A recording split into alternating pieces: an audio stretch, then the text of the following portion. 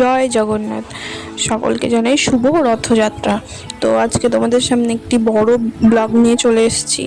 ভাবলাম একটা বড় ব্লগ করাই যায়, প্রতিদিন তো মিনি ব্লগ করি।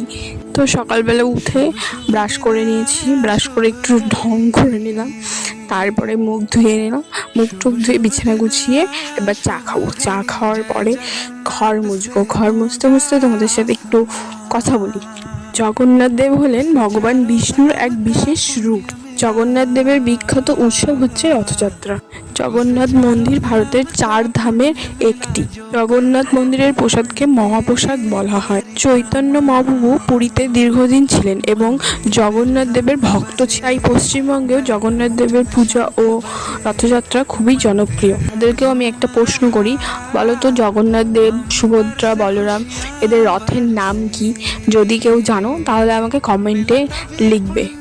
আমি যখন ভিডিওতে ভয়েস ওভার দিই না, তখন আমি বুঝতেই পারি না আমি তোমাদের সাথে কি বলবো। এটাই সব থেকে বড় প্রবলেম। আমরা প্রায় সবাই জানি রথের দিন ঝুমঝুম করে বৃষ্টি হয়, কিন্তু আজকে যা গরম পড়েছে, এক ফোঁটা বৃষ্টি নেই, প্রচণ্ড গরম পড়েছে। তারপরে আমার ছেলের যাবতীয় কাজ করে নিলাম, তেল মাখিয়ে স্নান করালাম, স্নান করানোর পর খাওয়াইয়ে ওকে ঘুম পাড়িয়ে তারপরে আমি স্নান টান করে পুজো দিতে বসলাম। আজকে যেহেতু রথের দিন, তো একটু স্পেশালভাবে পুজো করতে হয়।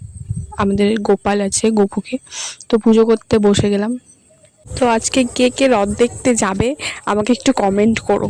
আমি গিয়েছিলাম কিন্তু সেই ভিডিওটা এখানে দেওয়া। তারপরে আমাদের বাড়ির সামনে যে একটা রথ যাচ্ছিলো, তো বাবা মা আমার ফুচকা আর কি রথ টানলো। আমাদের ফুচকা এবার প্রথম রথযাত্রা। তারপরে আমাদের রাত্রেবেলা ছিল একটা গৃহপ্রবেশের ইনভাইট, সেখানে গিয়েছি। তো আজকের ভিডিওটা এখানেই শেষ করলাম। ভালো লাগলে কমেন্টে বলো। বাই।